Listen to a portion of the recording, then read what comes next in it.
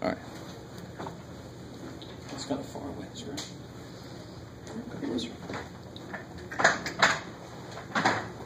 So, it says to write the converse. Let's start there. All right, so we've got the expression. What I'm saying is, and what you could actually do for yourself, and I don't know if you guys remember this, but if you do, this is kind of nice. Remember, you could say this is you, for example. You guys ever see that? And if you do that, it just looks better.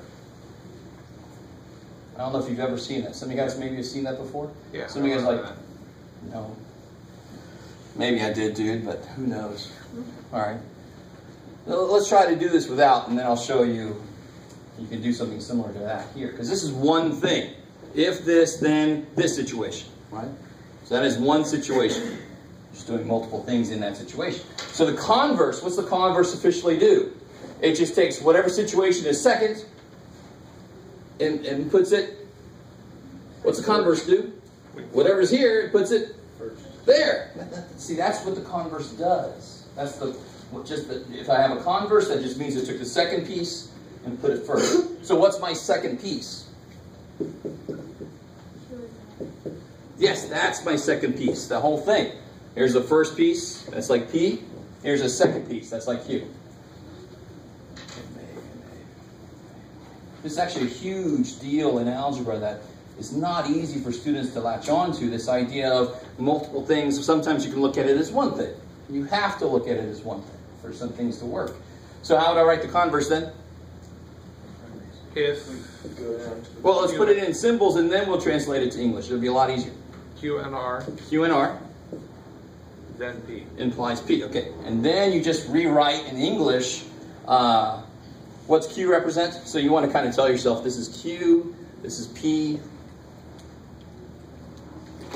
Let's do this in a different color. So sun is shining is, well, let's get out of here, Jeff. Sun is shining is P. Go to the movies is Q. And taking out the sailboat is R. Alright, cool. So, and how is that related to algebra? You have to define your variables, you have to keep track of what they mean, or else nothing is going to do what it's supposed to do. Right? Same thing with logic. Except its variables, its inputs are statements. Right? Some of you guys are like, that is a unique level of hell, Jeff. You brought us to, but oh, you're there. Dante didn't even go there. So now in English, what would this be? What's Q? Go to the marina. So, in fact, I mean, that's just paraphrasing. We will go to the marina. So we go to the marina. Keep going. And we take out the sailboat.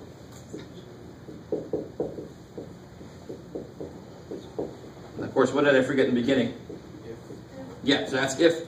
If we go to the marina and we take out the sailboat, where's my comma go? After sailboat. Right there, because these two have to be together. Bam. Then, the sun is shining. Yeah.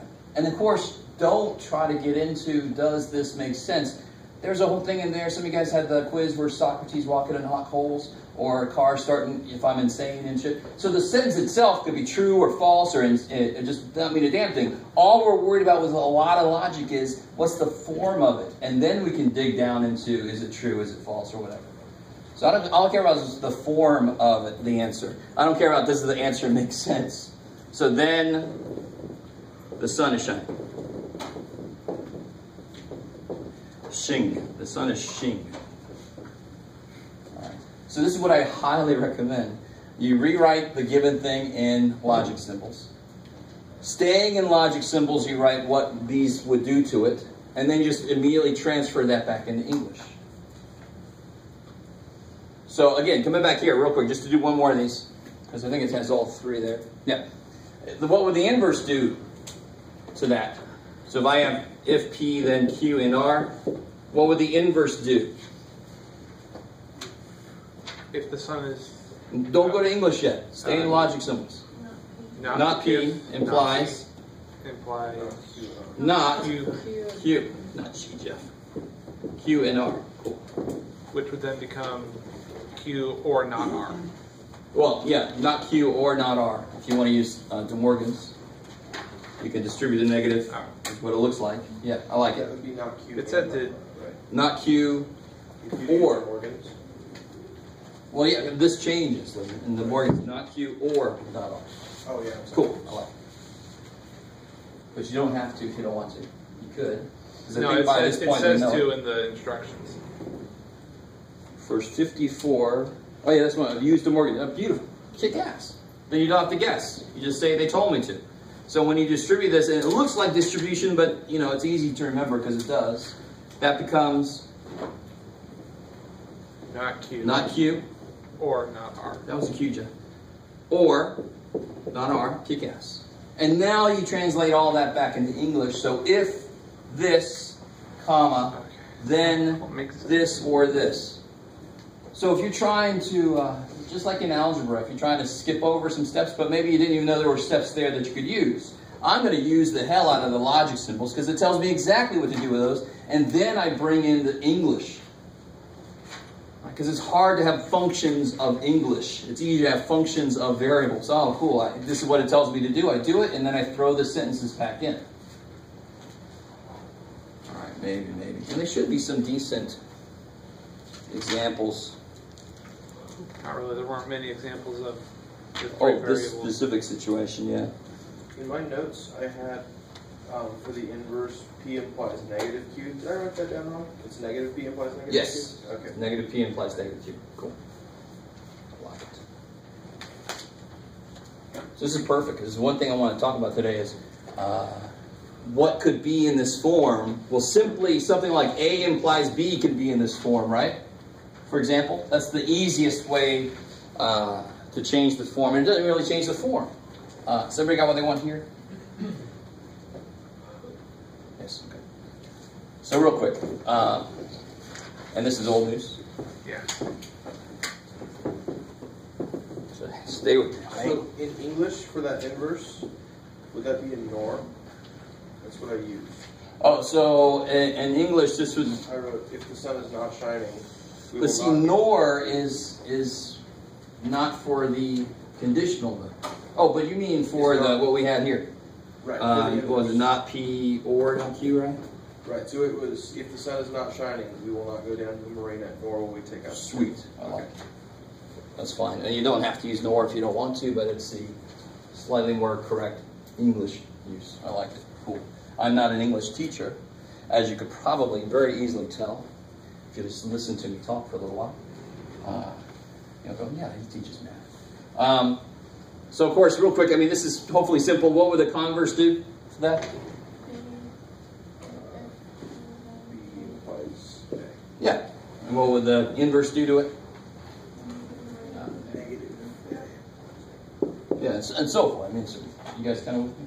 Does that make sense? A little bit? And if I had, what if I had this? There's one situation where I had, what you got, Jeff? I don't know, Jeff. Not P or R implies not S. That looks yummy. Yummy. So this is like P and Q, right? Or even better, this is A and B. So what's the converse do? That's the one that's not that bad. You just take whatever the hell it is and switch. So this would look like what? Not S implies not P or R. Now here's where it gets a little more interesting. What is in that line? So now this guy, the inverse, would take the negative of A, and what could I use there eventually? So it's the negative of whatever's first implies the negative of whatever's second. But what's the negative of this? Yes, just like negative 5 is 5. Negation S is S. And then here you could use the Morgan's laws, right? What would the Morgan make this become? P and not R. Good. Not P is P.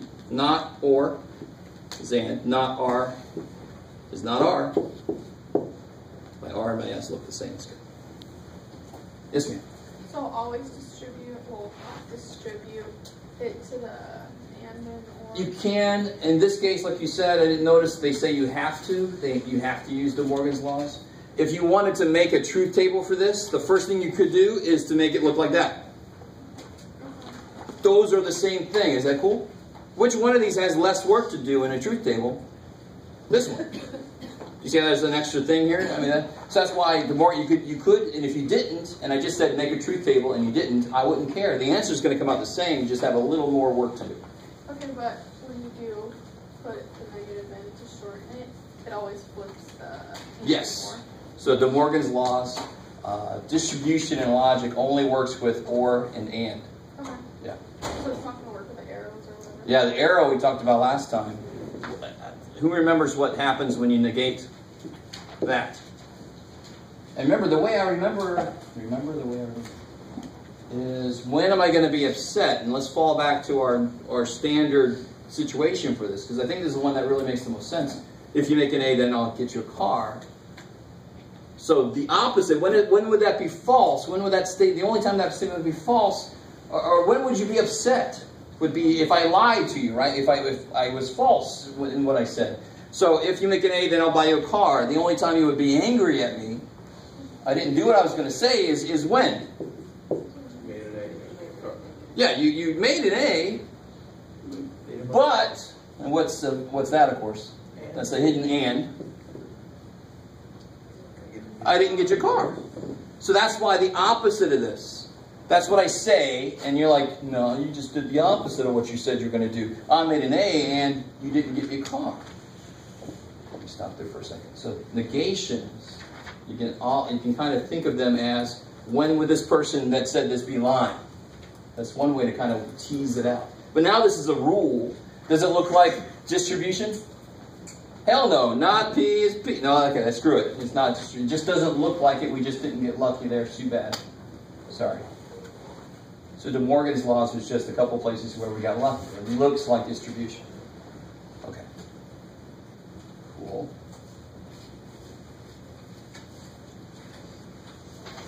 All right, anything else before I get back into...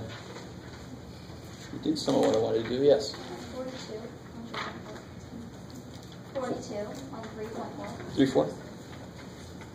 Oh yeah, this is one of those that starts off with, it is false that. So this says, where'd it go? 42, right? The one about General Electric? Yeah. So it is false that General Electric, if General Electric makes a telephone, where'd it go? Then the telephone is made in the United States.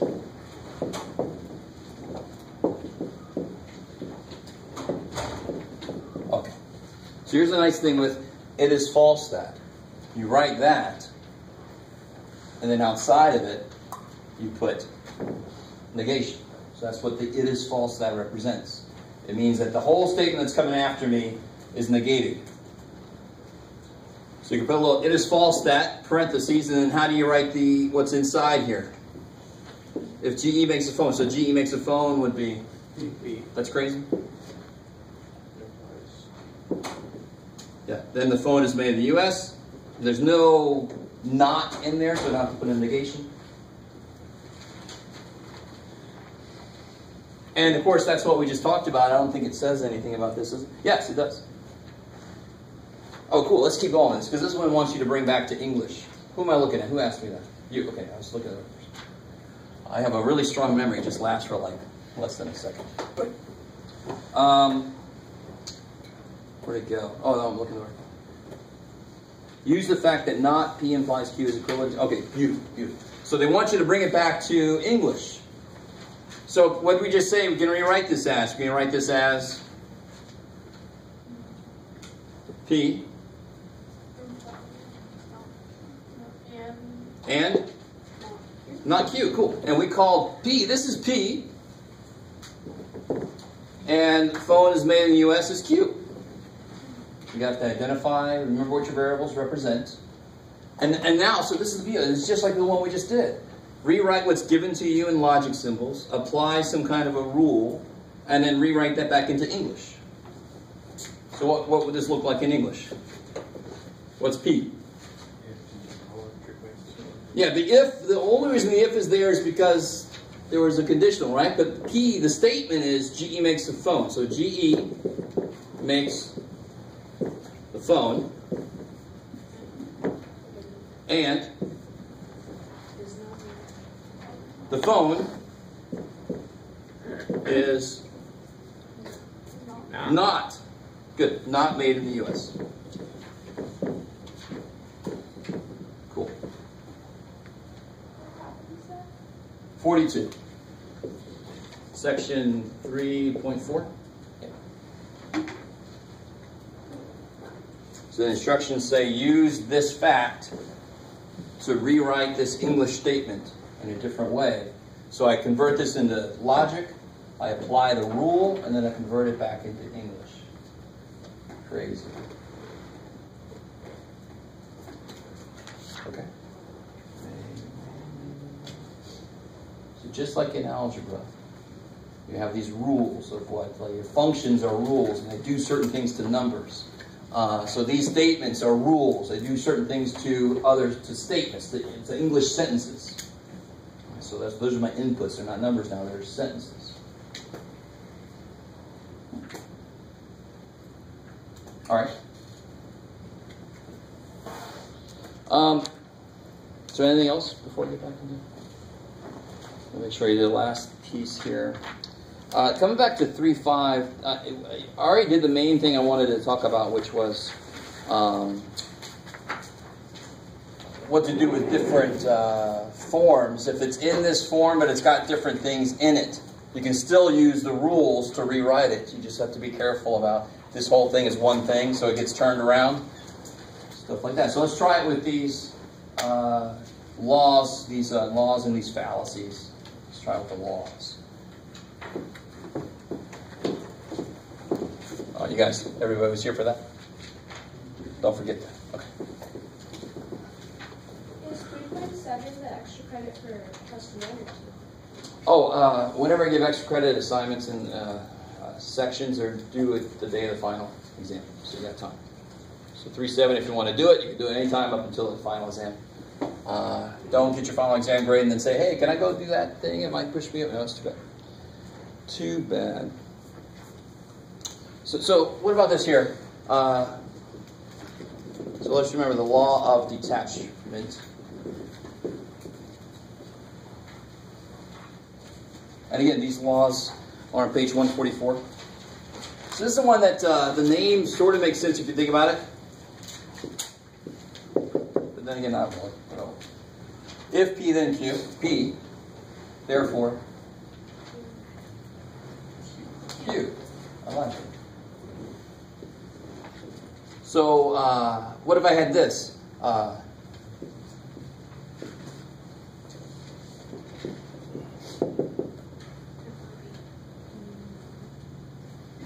Yeah, see, so that not on the A did not change the idea of the law.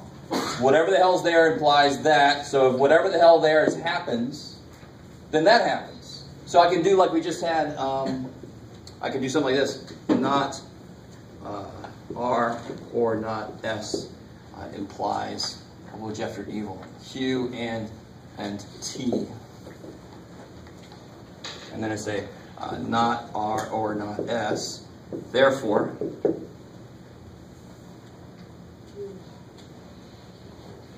Q and T.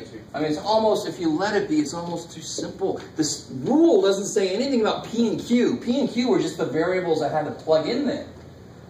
Right? And this is the funny thing about algebra. If you make $20 an hour and you work 5 hours, how much money would you make? $20 an hour, you work 5 hours, you make how much money? $100. So what if you don't know how long you worked, or you will work, then you can make a function and say that's 10x. But can I use the y there and make it 10y? Can I use the h standing for hours? Sure. Right? So the rule doesn't have a damn thing to do with x. X is just the letter we said, let's use that most of the time. Sure, what the hell.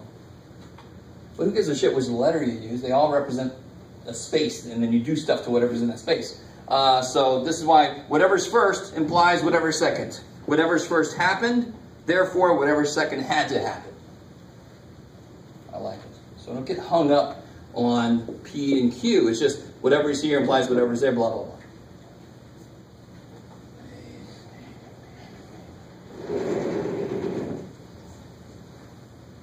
So what about this? This is where it gets interesting.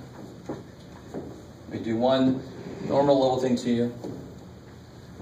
So what if you had? I'm not going to tell you which law it is.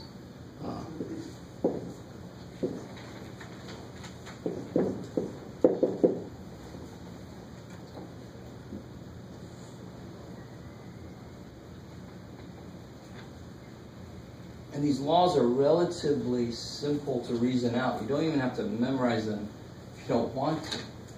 What does this say? If this is true, if this is a true statement, that's what we're taking. This is a true statement. I was just going to give the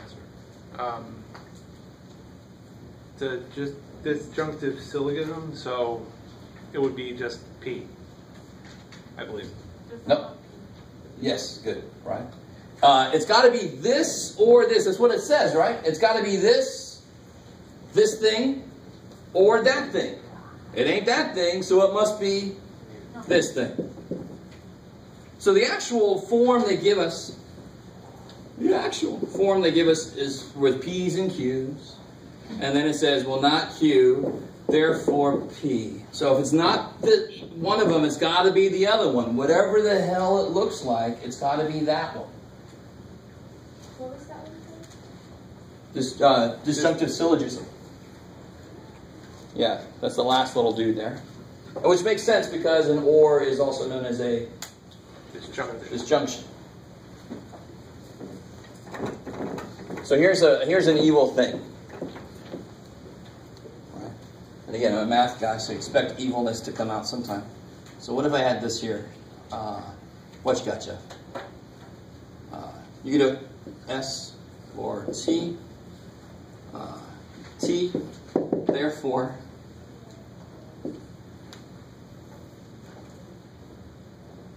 Not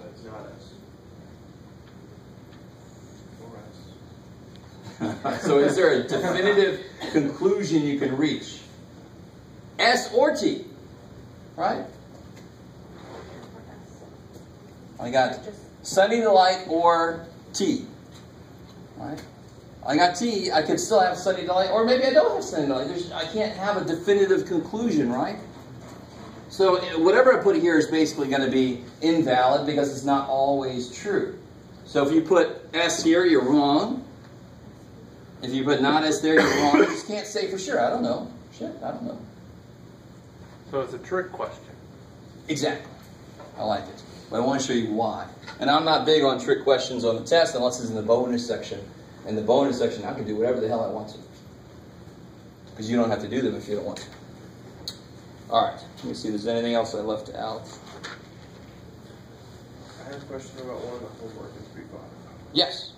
It's this. Good timing. So number 27.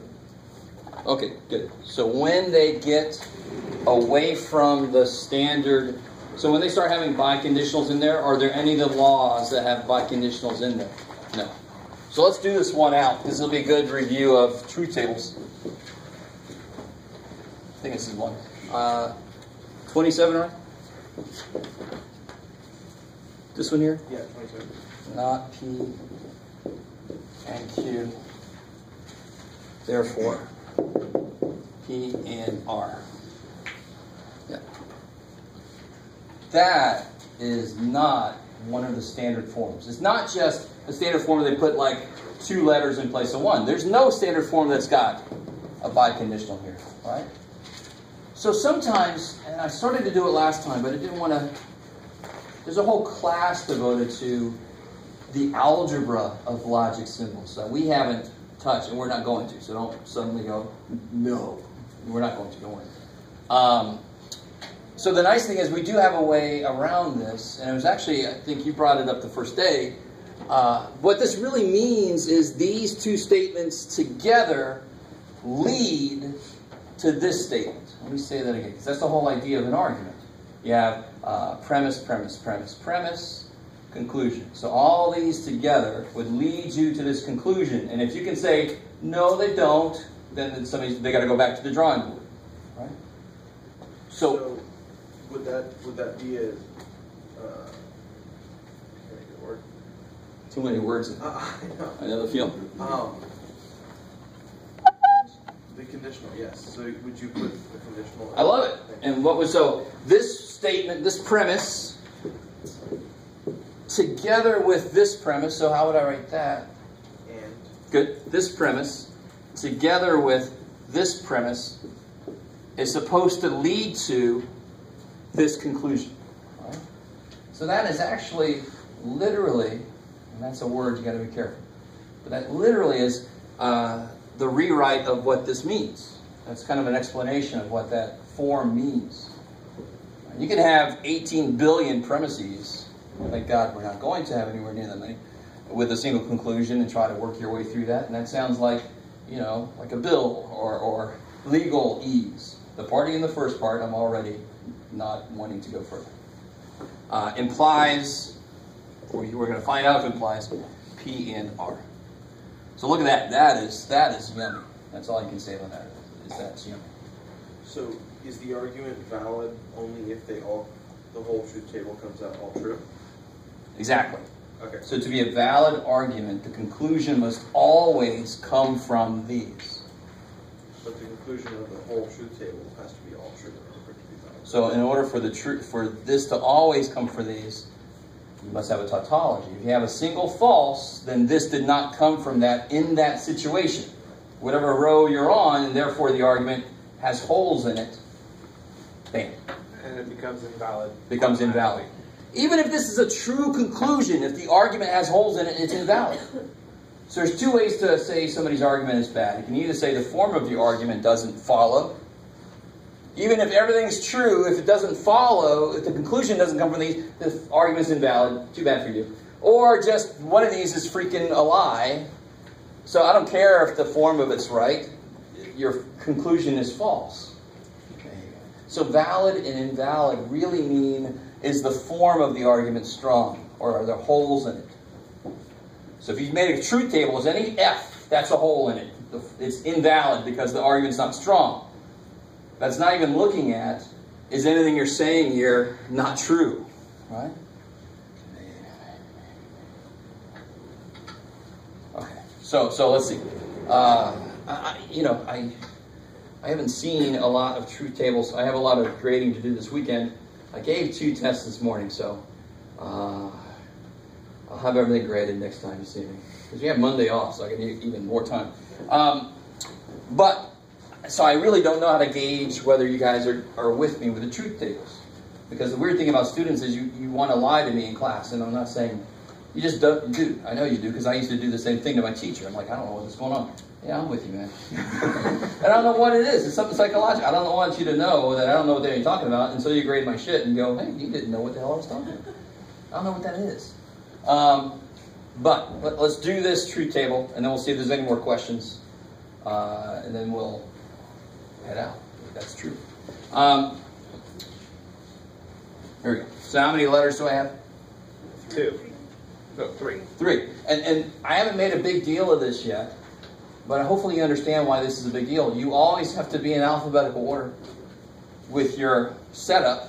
You guys kind of, because there are some shortcuts where you might lose the order. Because I want to be able to compare, for one thing, I want to be able to grade.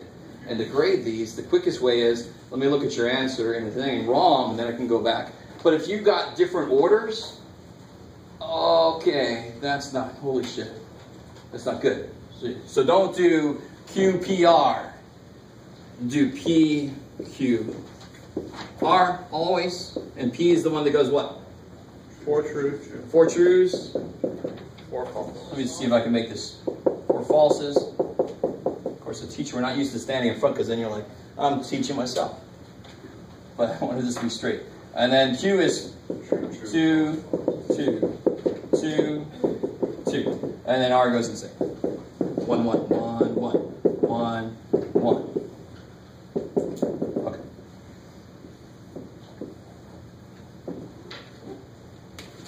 All right.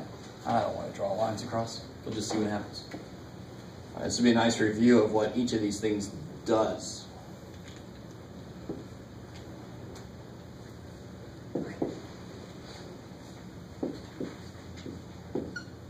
So see how I had to put these brackets in here? Because I want this together to lead to that. So the result of all this will be here, and then I'm going to do the if-then with the results of this guy.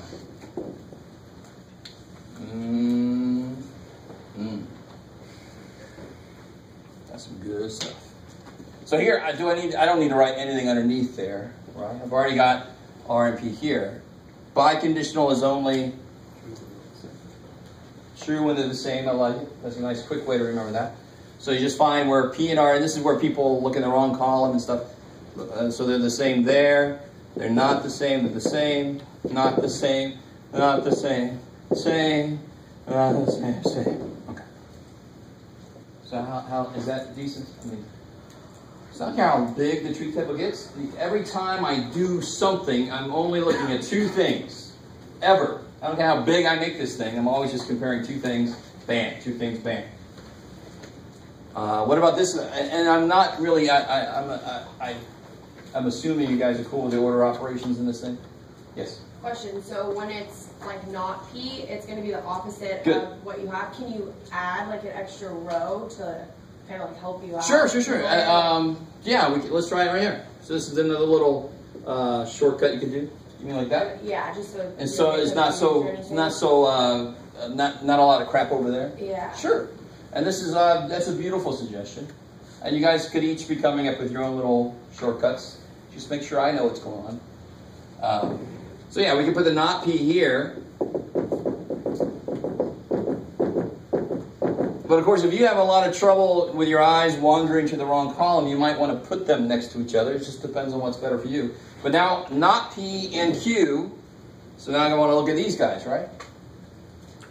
So of course, and is pretty easy. It's only going to be when they're both true. And they're both true here and here. And that's the only two times they're both true. Oh, Jeff. Let's see if I can keep this straight. Here and here. And they're false there. False, false, false, false. Okay. Whew. So this row, that's where they're both true, right? Not P and Q are both true there. Let me stop there for a second. Okay. And a real quick word about poor little section 3.7. If I replace T with 1 and F with 0, that sounds binary. And the reason computers use that is because the little circuits can either have a current, and that's a 1, that's a true, or it doesn't have a current, and that's a 0. So when I make circuits, I have these little gates, they have like an AND gate. And an AND gate does exactly what AND does. The only time the output of an AND gate would be true is if both the circuits coming in had a current, if they were both true. And the crazy thing is, everything you do with your phone and your computer and whatever the hell else, they're all the way boiled down to that. They're all boiled down to, is the current on or and off? And then do that 18 billion times, and you get a computer. It's insane, right? And there you go. There's your. Now you all can go make a computer. But that's the idea behind it. What's the next thing I've got to do here?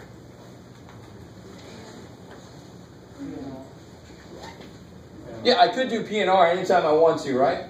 Well, let's finish out this side of the equation. Yeah, so I can do that anytime I want to, and he can just hang out until I'm ready. But the last thing I want to do with these is and these. That's cool. And making and into a verb is always awesome. So, of course, we just did one like that. So where's the only place they're both true anytime? Hey, here. They're both true there. And that's it. So everywhere else is false. This guy's full of shit. Liars. Yeah. And now, for myself, I just cross it. I don't need those anymore. Those combined into this. Maybe.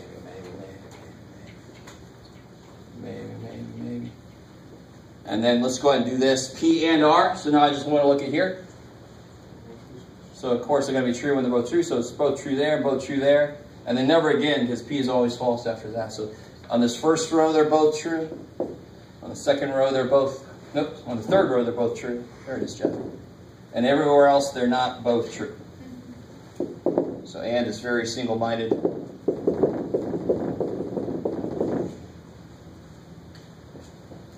Chumbawamba. Oh. What's up? I see where it loses tautology. So now, the only place where the conditional is false and true implies false. So I look for any trues there, and it goes to, oh shit. Yeah.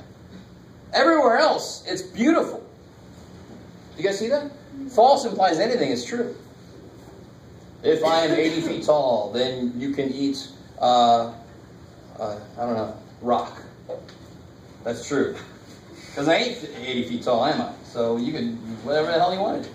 So this is, everything's true, shit, true.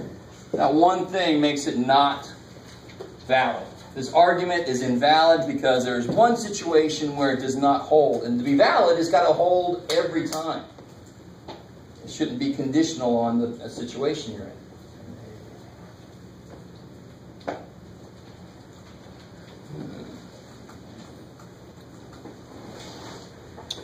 All right. See if I forgot anything. I do want to do. Well, let's do one more problem. I'll let you guys out. Oh, it's already 4:50. I'll let you guys out. I realize it's already getting so close to the normal time to leave. Oh shit! Hey, sorry. You probably want this. This is a practice test. Yes, please. I'm starting to get this now. I'm actually coming to I don't think I might have too much trouble and actually do the test myself. Yeah. In the second pile over. Yeah. Yep. The test is a week from Monday. Yeah. Processing. Tell you, this Monday holiday is a really good spot.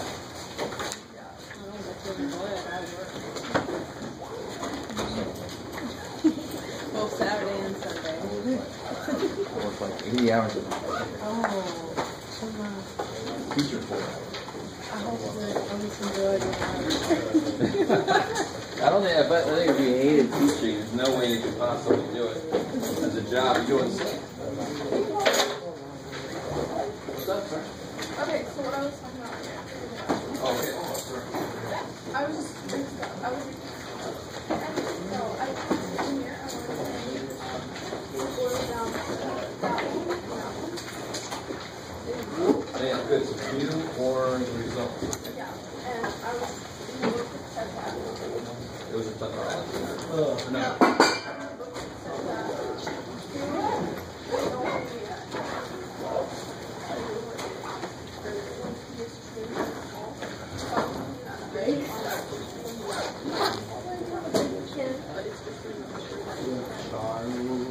Oh, for conditional, whatever that letter is, if that's T and that's F, that's false. Oh, yeah, that's right. Is that what you're saying? You just got it in order to not by the So you're kind of related to the if, P, then Q.